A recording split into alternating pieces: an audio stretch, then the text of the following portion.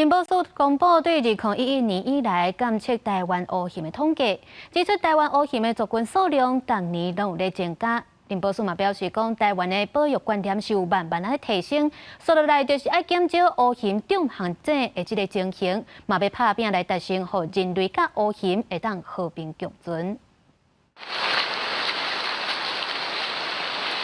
熊母带着2只熊仔囝伫树林内底散步，尻川扭来扭去，实在真古锥。农业部林保署公布上新的调查，对2011年到2025年，全台有超过2000条发现台湾乌熊的记录，分布的地区对17个乡镇增加到27个乡镇。无论是关山、中海拔，甚至1200公尺以下的所在，阁有东部的平地，嘛渐渐出现乌熊的野食。从2018年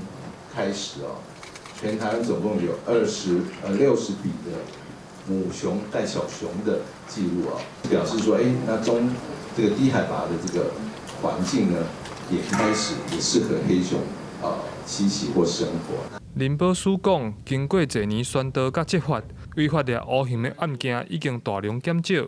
台湾民众对乌熊保育的观念嘛有提升，接落来是要安怎减少乌熊着限制的情形？另外，亲像花莲道溪乡4月有发生台湾乌熊因为要抢食物食，攻击森林护管员，护管员故不将开枪弹死乌熊。林保署表示，乌熊会发动攻击，主要拢是为了食物较济。秋天之前，它要渡冬之前，它如果觅食了足够的食物，因为通常在这个前一个阶段就会处于一个叫做大量觅食的一个阶段。它如果获取足够的食物，那它就会在冬天就比较不活动。面对台湾乌熊活动区域愈来愈靠近平地，林保署强调会协助农民强化围篱仔，推广改良式蜡具。未来保育政策会放伫人类参乌熊安怎和平斗阵这方面。